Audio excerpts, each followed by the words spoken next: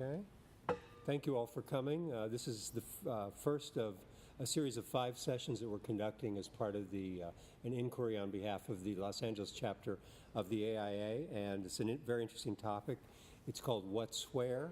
Academia and Practice, and it's maybe a slightly provocative title, What's Where, which sort of indicates a question about territories, which part is in one place, which part might be in another, and how they relate, specifically life in academia, students, faculty, all of that, and then life in practice and the relationship that exists between those two domains. It's based on a larger, or I should say a broader set of interests this year at the AIA, which is about, I call it in simple terms, thinking and making.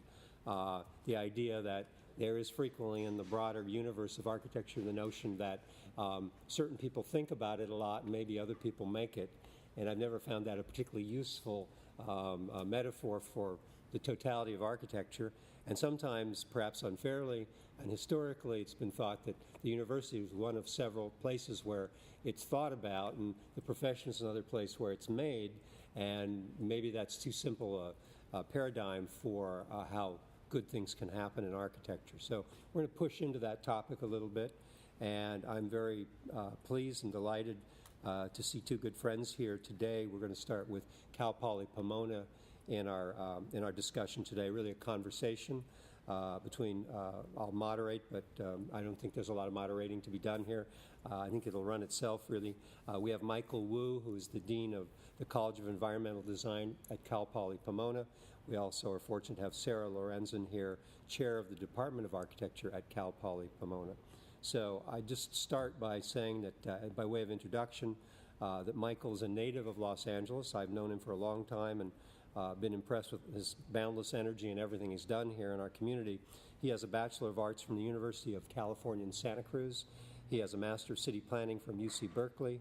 He's a Fellow of the Institute of Politics at Harvard's Kennedy School of Government. He has a unique and multifaceted background in public service, community development, and urban planning. I know from personal experience that he served on the LA City Council for 8 years, and during that period, the Hollywood redevelopment plan was developed. The Metro Red Line alignments and subway stations were all located and integrated. The Hollywood Farmers Market, which happens to be the largest farmers market in the Southern California region, was also during his period there. So he was extremely active.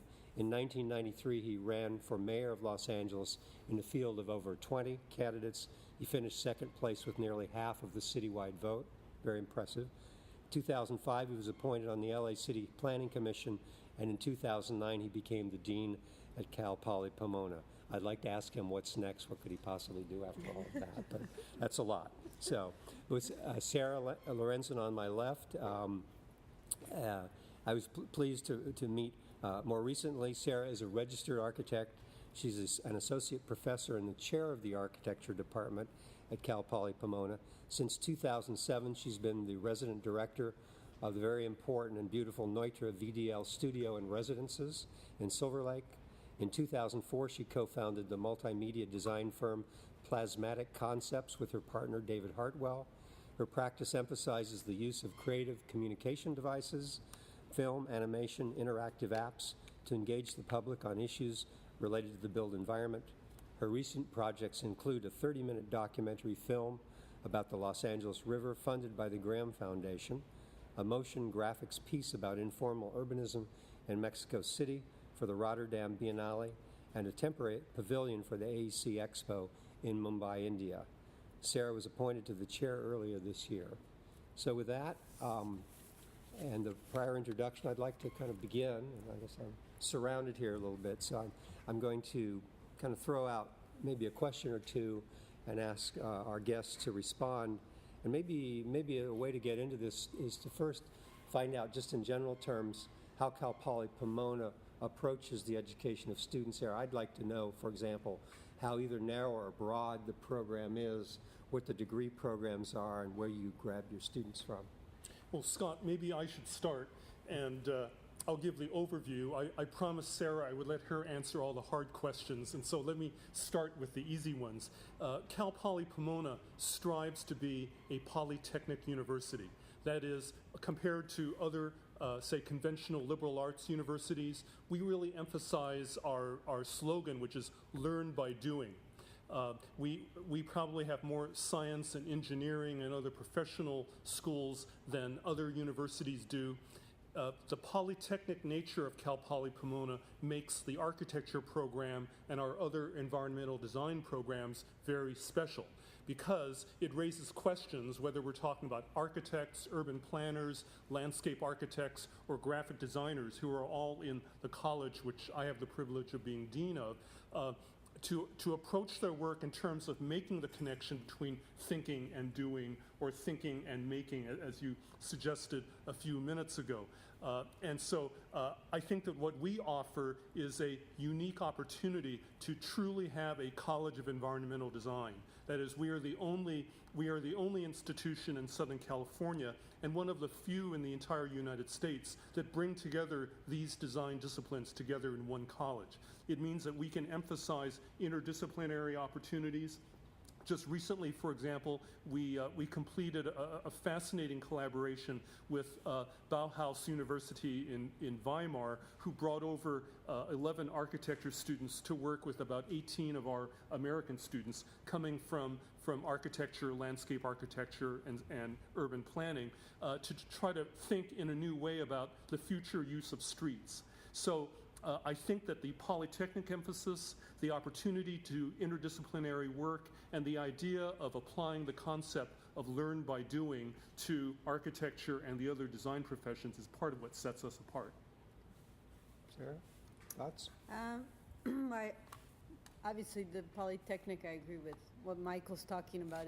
That's really important to the mission of the school. And in the architecture department, that has to do with, traditionally we've been known as the school that's maybe a little bit more grounded in the realities of practice. And our job is to really live up to that. I think it's a good position. And one of the questions that I read that you had was about how many architecture programs there are in Southern California, and that there is a certain desire to differentiate ourselves amongst all the different schools. And if we're known as the ones who sort of are grounded in the profession and that are sort of really interested in discipline and practice and making, then that's, I think, a good position to be in.